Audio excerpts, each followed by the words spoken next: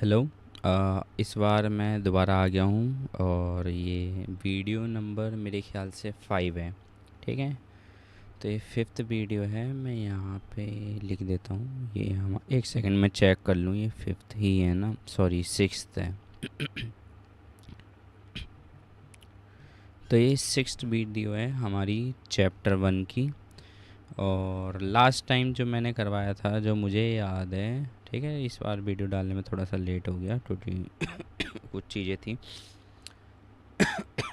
तो मैं थोड़ी सी ना सोर थ्रोट, मतलब SORATHROAT, सोर थ्रोट नाम का कुछ कीड़ा लग गया है यहाँ पे अभी। तो खांसी थोड़ी सी रहेगी, तो कोऑपरेट कर लेना। तो सुनो, लास्ट टाइम मैंने डिकम्पोजिशन रिएक्शन पढ़ा दी थी और मैं बस ये चाह रहा हूँ कि एक बार थर्मल डिकम्पोजिशन से दोबारा बता दूँ। तो सुनो ध्यान से। तो थर्मल डिकम्पोजिशन मैंने ये बताया था कि कोई सी भी डिकम्पोजिशन रिएक्शन जो कि होती है किसकी मदद से, हीट की मदद से, तो हम उसे थर्मल डिकम्पोजिशन कहते हैं। यहाँ पे जैसे कि ये जो चीज़ है KClO3, इसका नाम होता है पोटेशियम क्लोरेट। ठीक है, क्या कहते हैं? Potassium chlorate. और हम क्या नोटिस कर रहे हैं इसमें कि इसको जब हम हीट कर रहे हैं तो ये क्या बना रहा है? Potassium chloride. ठीक है, क्या बना रहा है ये? पोटेशियम क्लोराइड और साथ में डाइऑक्सीजन गैस, या खाली ये बोल दो कि ऑक्सीजन गैस रिलीज़ हो रही है। ठीक है।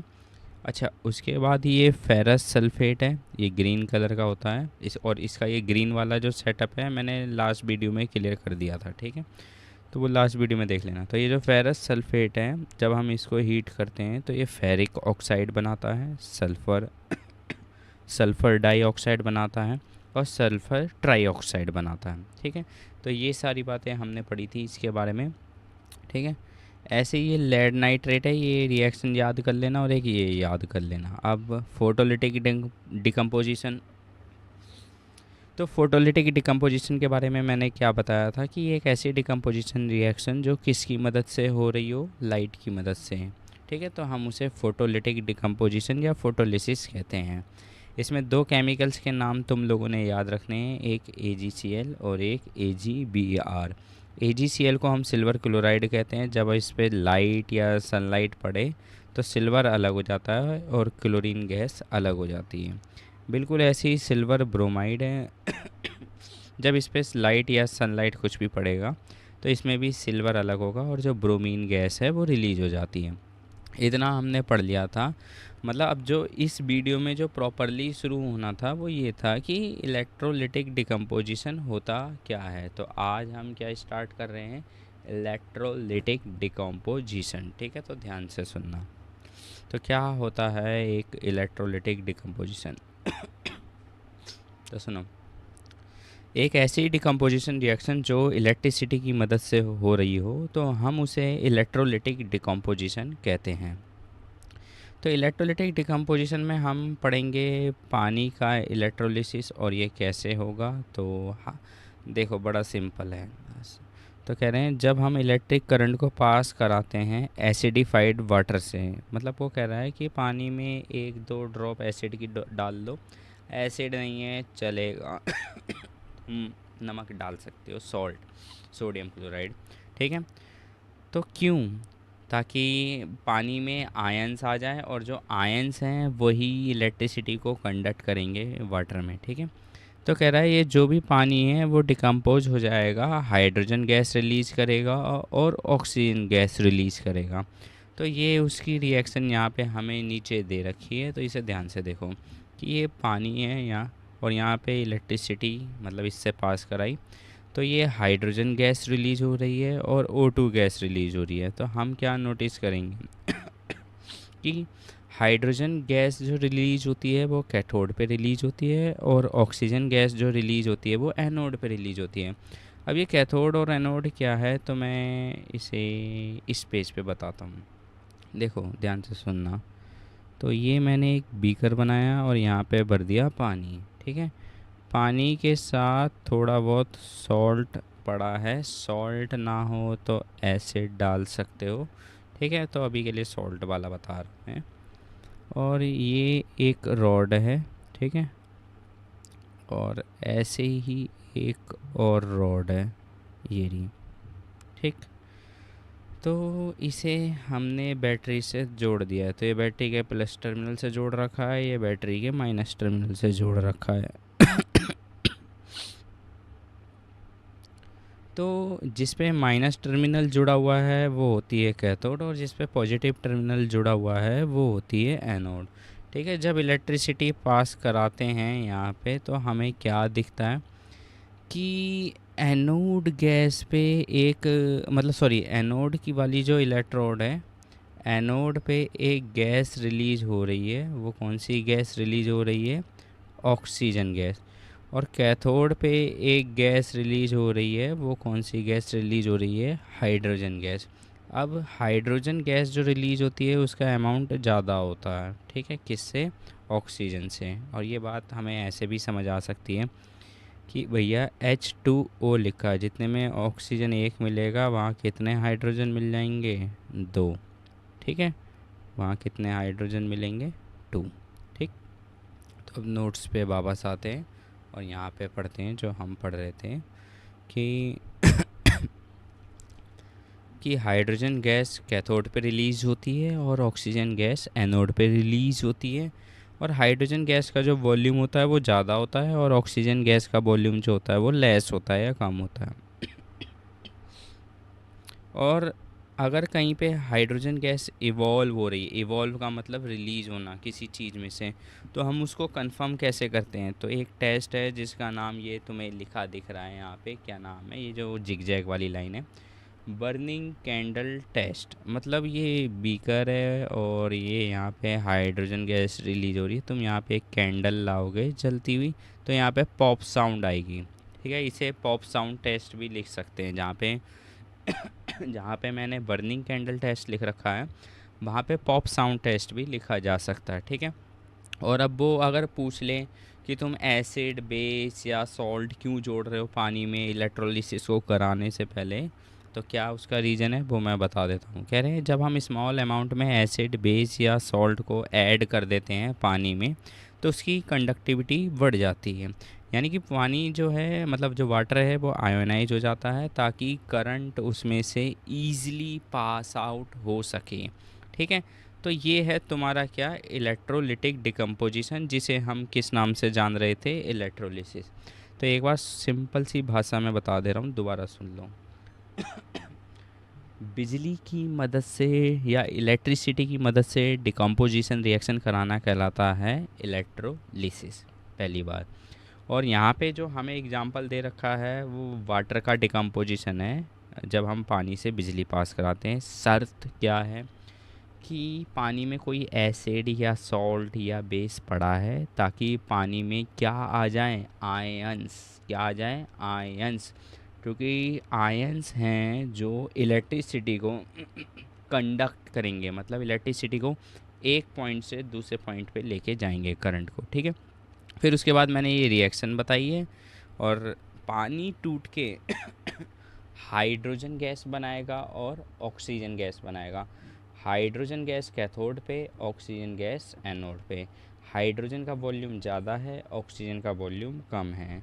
और हाइड्रोजन गैस अगर कहीं पे रिलीज़ हो रही है उसको कैसे कंफर्म करेंगे कि हमें कैसे पता चले हाइड्रोजन निकल रही है? क्योंकि हाइड्रोजन में ना तो कोई स्मेल आती है, ना तो कोई उसका कलर होता है, ठीक है, ना हमें वो दिखती है। तो हम कैसे चेक करते हैं? बर्निंग कैंडल टेस्ट, या एक और नाम है पॉप साउंड टेस्ट, ठीक है। तो ये वाला टॉपिक अब मैंने फिनिश कर दिया है, ठीक है। तो ये चीज़ डन हो गई। और अगर वो पूछे इलेक्ट्रिसिटी या इलेक्ट्रोलिसिस का एक और एग्जांपल दो, तो ये क्लोरएल्कली प्रोसेस भी होता है। चैप्टर 2 में दे रखा है कि पानी में तुमने नमक मिला रखा है लेकिन गाढ़ा सॉल्यूशन है, जिसे हम किस नाम से जानते हैं? ब्राइन। तो जब हम इसमें से इलेक्ट्रिसिटी पास कराते हैं तो सोडियम हाइड्रोक्साइड बनता है और हाइड्रोजन गैस बनती है और क्लोरीन गैस बनती है। अब पूरी इस 10वीं में तुम याद रखो बस इतना कि हाइड्रोजन गैस जब भी रिलीज होगी तो वो किस पे रिलीज होगी, कैथोड पे रिलीज होगी, और बाकी बची हुई गैस है वो पड़ोस वाली इलेक्ट्रोड पे यानी कि एनोड पे रिलीज होगी। ठीक है, बाकी जब ये रिएक्शन आएगी चैप्टर 2 में तब बता देंगे, बस ये मैंने इलेक्ट्रोलिसिस के एग्जाम्पल पे यहाँ पे लिख रखा है। ठीक है, आगे बढ़ रहे हैं। हाँ, अच्छा एक चीज़ जो तुमने याद रखनी है कि जो फूड का डाइजेशन होता है हमारी बॉडी में वो भी एक तरीके का क्या है, डिकम्पोजिशन रिएक्शन है। ठीक है, अब आ जाओ डिस्प्लेसमेंट रिएक्शन पे। तो ये भी एक इम्पोर्टेंट रिएक्शन है, तो इसे बड़े ध्यान से सुनना कि डिस्प्लेसमेंट रिएक्शन क्या होती है। तो वो रिएक्शन जिसमें एक एलिमेंट जो मतलब ज़्यादा पावरफुल है वो हटा दे, रिप्लेस कर दे उस एलिमेंट को जो कि लेस रिएक्टिव है, तो किसी कंपाउंड से मतलब तो मतलब ये कोई कंपाउंड है, इसमें कोई एलिमेंट रखा है, ये जो मैंने डॉट बनाया है ये कोई एलिमेंट है, और ये कोई दूसरा है, ये इसने इस वाले को रिप्लेस कर दिया, और कुछ टाइम बाद हम क्या देख रहे हैं, अब ये यहाँ है और जो पहले अंदर था वो यहाँ आ गया। तो मोर रिएक्टिव एलिमेंट किसी लेस रिएक्टिव एलिमेंट को उसके कंपाउंड से हटा दे, तो हम इस तरीके की रिएक्शन को कहते हैं डिस्प्लेसमेंट रिएक्शन। और हमें कैसे पता चले कि कौन सा एलिमेंट मोर रिएक्टिव है कौन सा लेस रिएक्टिव है, तो 10th क्लास के अकॉर्डिंग एक सीरीज़ है, ये सीरीज़ हम लोगों ने याद रखनी होती है कि भैया पोटेशियम सबसे ज़्यादा रिएक्टिव है, उससे कम सोडियम, फिर कैल्शियम। तो ये सीक्वेंस याद रखनी है, और ये मैं कैसे याद रखता हूँ कैटरीना ने कार मांगी एल्टो जैन फरारी। क्या सर, अरे भाई साहब पीछे मतलब एक रिपीट कर लेना खुद से, बस एक बार और बोल देता हूँ। कैटरीना ने कार मांगी एल्टो जैन फरारी, बस इसके बाद के ये एलिमेंट तुम याद कर लेना, इतना ही काफ़ी है। वो थोड़ा सा अजीब हो जाता है, समझ रहे हो ना, ही। चलो काम की बात पे आते हैं, समझते हैं अब ये हो क्या रहा है। तो भैया CuSO4 एक कंपाउंड है जो ब्लू कलर का है, या सॉल्ट या इलेक्ट्रोलाइट जो तुम्हें कहना है वो कह लो। तो जब हम इसमें जिंक डालते हैं तो हमने देखा कि जिंक यहाँ है और कॉपर यहाँ है, तो जिंक ज़्यादा रिएक्टिव है क्योंकि जिंक पहले आ रहा है। तो जिंक ने क्या करना है, इस कॉपर सल्फेट में से कॉपर को रिप्लेस कर देना है और इसकी जगह खुद बैठ जाना है। तो देखो क्या रहा, ZnSO4 हो गया और Cu बाहर, और इस ZnSO4 का कलर क्या होता है, कलरलेस। बिल्कुल इसी तरीके से एक और एग्जांपल है जिसमें CuSO4 है, हम उसमें क्या डाल रहे हैं, आयरन। आयरन अब देखते हैं भैया यहाँ पे है और कॉपर यहाँ पे है, तो अभी भी आयरन मोर रिएक्टिव मतलब ज़्यादा रिएक्टिव है, किससे, कॉपर से। तो आयरन ने कॉपर को वहाँ से हटा देना है और उसकी जगह खुद लग के बैठ जाना है, जैसा कि ये यहाँ पे हो गया है, और इसका कलर ग्रीन होता है। ठीक है, तो एक सिंपल सी भाषा में समझ लो क्या मैं कहना चाह रहा हूँ।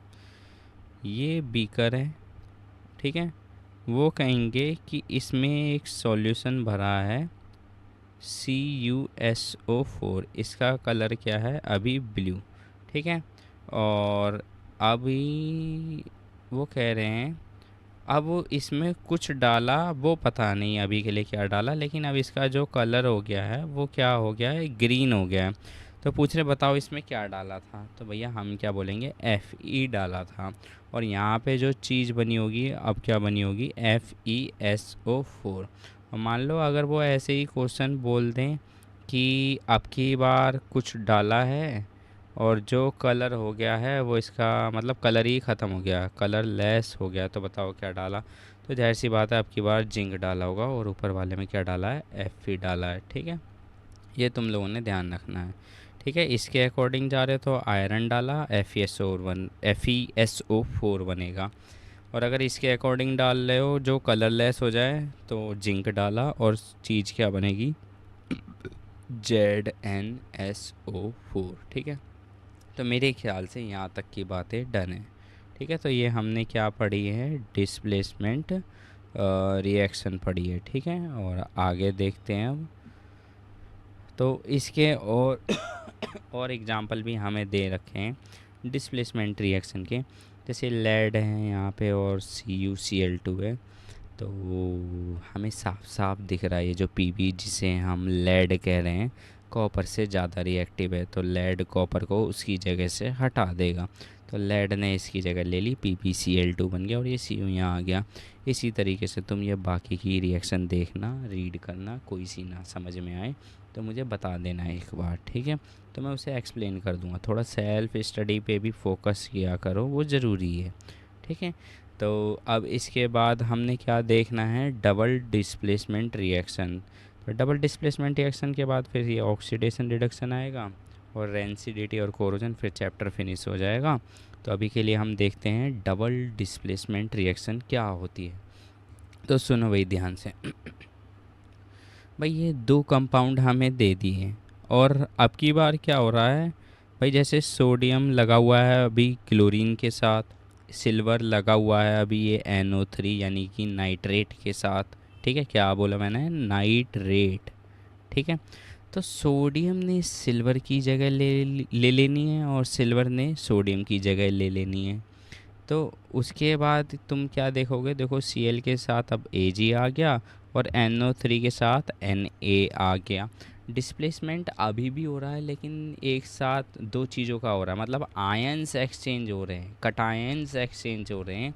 इस तरीके के डिस्प्लेसमेंट को हम डबल डिस्प्लेसमेंट कहते हैं। तो एक बार रीड कर लेते हैं कि यहाँ पे लिखा क्या है। तो देखो कह रहे हैं वो रिएक्शन जिसमें दो कंपाउंड रिएक्ट करते हैं, कैसे, अपने आयंस को एक्सचेंज कर ले ताकि नए कंपाउंड बन जाएं। इस तरीके की रिएक्शन को हम डबल डिस्प्लेसमेंट रिएक्शन कहते हैं, ठीक है। अब एक और एग्जांपल दे रखा है BaCl2 और Na2SO4 वाला। तो कह रहे हैं बेरियम क्लोराइड और सोडियम सल्फेट आपस में रिएक्ट कर रहे हैं, तो बेरियम सल्फेट बन जाता है और सोडियम क्लोराइड बन जाता है। बेरियम सल्फेट एक प्रेसिपिटेट होता है। प्रेसिपिटेट के बारे में मैं बता चुका हूँ कि एक ऐसा सब्सटेंस जो इनसॉल्युबल है, रिएक्शन मिक्सचर के बॉटम पे पाया जाता है, उसे हम प्रेसिपिटेट कहते हैं। ज़रूरी नहीं है प्रेसिपिटेट का कलर हर बार वाइट होगा, येलो भी हो सकता है, पिंक, ब्राउन, जो होना है वो हो सकता है, बस बॉटम पे, बीकर के बॉटम पे मिलता है। ये बात तुम लोगों ने ध्यान रखनी है। और वो रिएक्शन जिसमें प्रेसिपिटेट बनता है उस रिएक्शन को हम प्रेसिपिटेशन रिएक्शन भी कहते हैं। ये बात अपने दिमाग में फिट कर लो अच्छे से, ठीक है। तो ये रिएक्शन तुम लोग याद कर लेना। और डबल डिस्प्लेसमेंट रिएक्शन के यहाँ पे और एग्जांपल दे रखे हैं, तुम्हें याद करने पड़ेंगे। और अब हम आ जाते हैं ऑक्सीडेशन एंड रिडक्शन रिएक्शन पे। तो क्या हो, एक काम करते हैं, ऑक्सीडेशन एंड रिडक्शन, फिर रेंसिडिटी और कोरोजन नेक्स्ट वीडियो में बताएंगे। इस वीडियो को यहीं पर ही रोक देते हैं, ठीक है। तो अभी के लिए बस इतना ही।